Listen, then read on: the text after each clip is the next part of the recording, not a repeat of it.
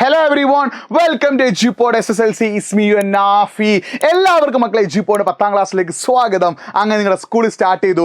ആദ്യം നിങ്ങൾ 2-3 കാര്യങ്ങൾ കമന്റ് ചെയ്യട്ടോ. ഫസ്റ്റത്തെ കാര്യം, നിങ്ങളുടെ സ്കൂളിൽ ഏതൊക്കെ സബ്ജക്റ്റ് ക്ലാസ്സുകൾ എടുത്തു തുടങ്ങി എന്നുള്ള കാര്യം നിങ്ങൾ ആദ്യം കമന്റ് ചെയ്യുക. രണ്ടാമത് കമന്റ് ചെയ്യേണ്ട കാര്യം, നിങ്ങൾക്ക് സബ്ജക്റ്റിൽ ചാപ്റ്റർ ആണോ എടുത്തത് അല്ലെങ്കിൽ ബേസിക്സ് ആണോ പഠിപ്പിക്കുന്ന കാര്യം കമന്റ് ചെയ്യുക. മൂന്നാമത്തെ കാര്യം, നിങ്ങൾക്ക് നിങ്ങളുടെ ക്ലാസ് റൂം ഇഷ്ടപ്പെട്ടോ, നിങ്ങൾക്ക് നിങ്ങളുടെ ക്ലാസ് ഇഷ്ടമായോ, എന്താ നിങ്ങളുടെ ക്ലാസ്സിനെ കുറിച്ച് നിങ്ങളുടെ അഭിപ്രായം, ആ കാര്യം കൂടി എന്ത് ചെയ്യുക, കമന്റ് ചെയ്യുക. അപ്പോൾ നിങ്ങൾ 10ാം ക്ലാസ്സിൽ പഠിക്കുന്ന വിദ്യാർത്ഥിയാണ്, പബ്ലിക് എക്സാം 2026 മാർച്ചിൽ എഴുതാൻ പോകുന്ന ഒരു വിദ്യാർത്ഥിയാണ്. നിങ്ങൾക്ക് 2026 മാർച്ചിൽ മികച്ച മാർക്കോട് കൂടി പബ്ലിക് എക്സാമിൽ ഫുൾ A+ കൂടി പബ്ലിക് എക്സാമിൽ പാസ്സാണെങ്കിൽ നിങ്ങൾ ഏറ്റവും ബേസിക് ആയിട്ട് ഫോളോ ചെയ്യേണ്ട 7 സ്റ്റഡി ടിപ്പുമായിട്ടാണ് ഞാൻ വന്നിട്ടുള്ളത്.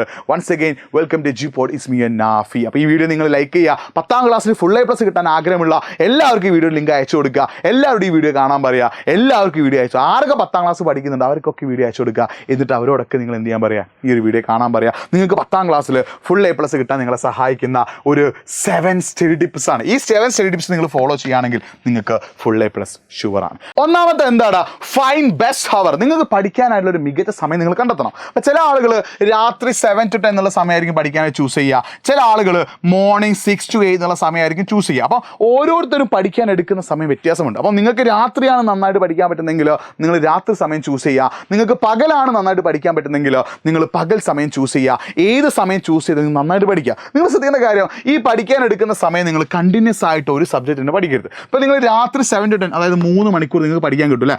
ഫസ്റ്റത്തെ 1 hour നിങ്ങൾ എന്ത് ചെയ്യുന്നു, കെമിസ്ട്രി പഠിക്കുന്നു, എന്നിട്ട് 5 മിനിറ്റ് ബ്രേക്ക് എടുക്കുന്നു. അടുത്ത 1 hour നിങ്ങൾ എന്ത് ചെയ്യുന്നു, ബയോളജി പഠിക്കുന്നു, എന്നിട്ട് 5 മിനിറ്റ് ബ്രേക്ക് എടുക്കുന്നു. അടുത്ത 1 hour നിങ്ങൾ എന്ത് ചെയ്യുന്നു, ഹിസ്റ്ററി പഠിക്കുന്നു, എന്നിട്ട് എന്ത് ചെയ്യുന്നു, പോയി കിടന്നുറങ്ങുന്നു. Okay, set. അപ്പോൾ ഈ രീതിയിലാണ് നിങ്ങൾ എന്ത് ചെയ്യേണ്ടത്, പഠിക്കുന്നത്. അതായത് ഒരു വിഷയം എന്ത് ചെയ്യരുത്, കണ്ടിന്യൂസ് ആയിട്ട് 3 മണിക്കൂർ പഠിക്കരുത്. 1 മണിക്കൂർ ഒരു സബ്ജക്റ്റ് പഠിച്ചതിന് ശേഷം നിങ്ങൾ 5 മിനിറ്റ് ബ്രേക്ക് എടുക്കുക. അടുത്ത 1 മണിക്കൂർ എന്ത് ചെയ്യുക, അടുത്ത സബ്ജക്റ്റ് പഠിക്കുക. വീണ്ടും 5 മിനിറ്റ് ബ്രേക്ക് എടുക്കുക. അടുത്ത 1 മണിക്കൂർ എന്ത് ചെയ്യുക, നിങ്ങൾ പഠിക്കുക, വീണ്ടും ബ്രേക്ക് എടുക്കുക. അങ്ങനെ ബ്രേക്ക് എടുത്ത് പഠിച്ചാൽ നമ്മുടെ കാര്യങ്ങൾ കുറേയൊക്കെ എന്ത് ചെയ്യും, തലയിൽ നിൽക്കും. പിന്നെ മറ്റൊരു പ്രധാനപ്പെട്ട കാര്യം എന്താണെന്ന് വെച്ചാൽ, നിങ്ങളിങ്ങനെ ബ്രേക്ക് എടുത്ത് പഠിക്കുമ്പോൾ ആ ബ്രേക്കിനിടയിൽ ഒരു കാരണവശാലും ഈ ഒരു സാധനം നിങ്ങൾ ഉപയോഗിക്കരുത്. ബ്രേക്കിന് സമയം നിങ്ങൾ ജസ്റ്റ് കൂളായിട്ട് അങ്ങോട്ടും ഇങ്ങോട്ടും നടക്കുക, ജില്ലായി നടക്കുക.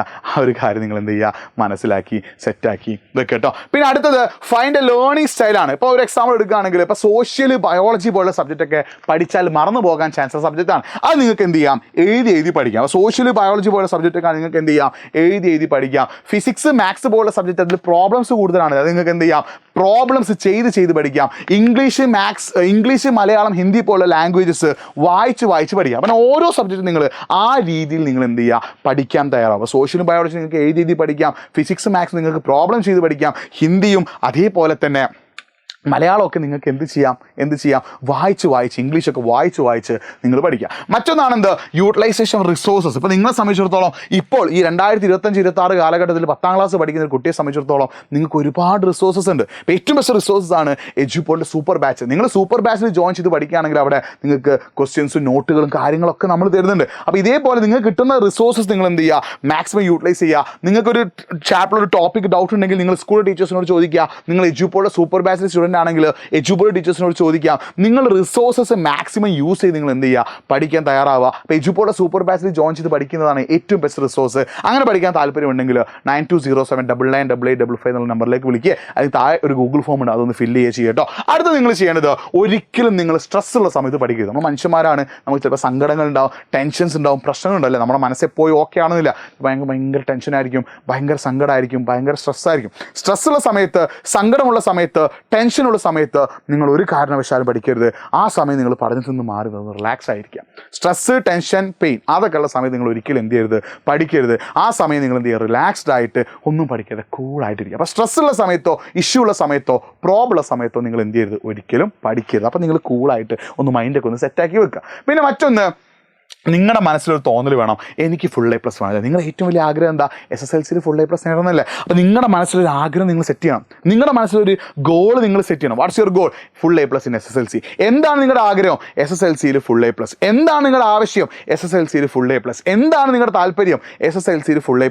അങ്ങനെ ഒരു ആഗ്രഹം, ഇഷ്ടം, താല്പര്യം, ആഗ്രഹം, ഗോള് നിങ്ങൾ നിങ്ങളുടെ മനസ്സിൽ സെറ്റ് ചെയ്തിട്ട് അതിന് വേണ്ടി നിങ്ങൾ പഠിക്കുക. അതായത് നിങ്ങൾ പഠിക്കുമ്പോൾ എന്ത് ചെയ്യണം, എന്തിനെങ്കിലും വേണ്ടി പഠിക്കരുത്. നിങ്ങൾ പഠിക്കേണ്ടത് നിങ്ങൾക്ക് വേണ്ടിയിട്ടാണോ, നിങ്ങൾ പഠിക്കേണ്ടത് നിങ്ങളുടെ ആഗ്രഹങ്ങൾ സാധിക്കാനാണ്. എന്താ നിങ്ങളുടെ ആഗ്രഹം? SSLCയിൽ ഫുൾ A+, SSLCയിൽ മികച്ച മാർക്ക്. ആ ആഗ്രഹം നിങ്ങൾ സെറ്റാക്കിയിട്ട് അതിനുവേണ്ടി നിങ്ങൾ എന്ത് ചെയ്യുക? പഠിക്കാൻ തയ്യാറാവുക. പിന്നെ നിങ്ങൾ പഠിക്കാനിരിക്കും ഒരു പ്രോപ്പർ പ്ലാനിങ് വേണം. അതായത് നിങ്ങൾ Monday to Friday വീക്കിൽ ഒരു 5 days നിങ്ങൾ എന്ത് ചെയ്താൽ മതി? പഠിച്ചാൽ മതി.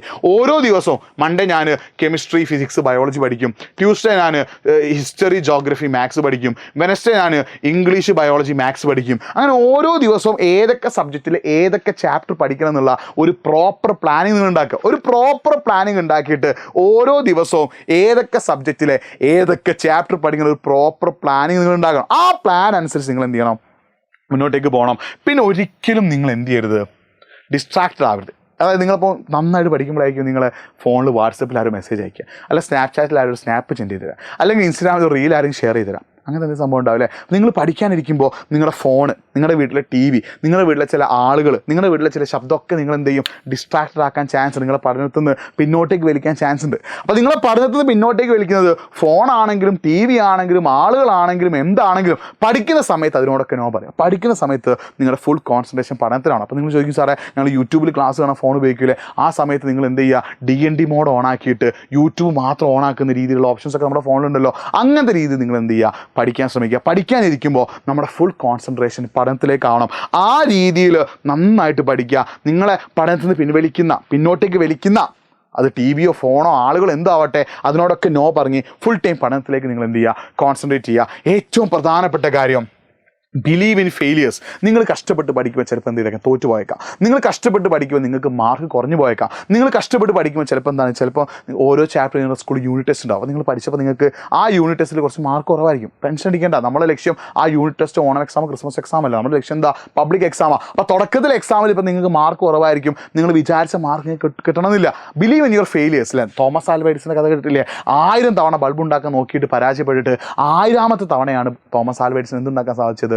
ബൾബ് ഉണ്ടാക്കാൻ സാധിച്ചത്. അപ്പോൾ മനുഷ്യന്മാരെന്ത് ചെയ്യും? പല കാര്യങ്ങൾ ചെയ്യുമ്പോൾ പരാജയപ്പെട്ടു പോകും. നമ്മൾ ആ പരാജയത്തിൽ തളരരുത്. നമുക്ക് വലിയൊരു ലക്ഷ്യമുണ്ട്, SSLCയിൽ ഫുൾ A+. ആ ലക്ഷ്യത്തിനായിട്ട് പരാജയത്തിൽ നിന്ന് പാഠം ഉൾക്കൊണ്ടുകൊണ്ട് നാളെ എഫേർട്ട് ഇടുക, നമ്മൾ കഷ്ടപ്പെടുക, നമ്മൾ കഷ്ടപ്പെടാൻ തയ്യാറാവുക, നമ്മൾ അധ്വാനിക്കാൻ തയ്യാറാവുക. അങ്ങനെ നിങ്ങൾ തുടക്കം മുതൽ അധ്വാനിക്കാൻ തയ്യാറാണെങ്കിൽ നിങ്ങളെ തേടി മാർച്ചിൽ പബ്ലിക് എക്സാം ഈസി ആക്കി തരും. അതിലൂടെ ഫുൾ A+ നിങ്ങൾക്ക് കിട്ടുകയും ചെയ്യും. അപ്പോൾ തുടക്കത്തിൽ നിങ്ങൾ യൂണിറ്റ് ടെസ്റ്റിൽ മാർക്ക് കുറഞ്ഞാലോ മന്ത്ലി ടെസ്റ്റിൽ മാർക്ക് കുറഞ്ഞാൽ ടെൻഷൻ അടിക്കേണ്ട. പബ്ലിക് എക്സാം വരാൻ പോകുന്നുണ്ട്.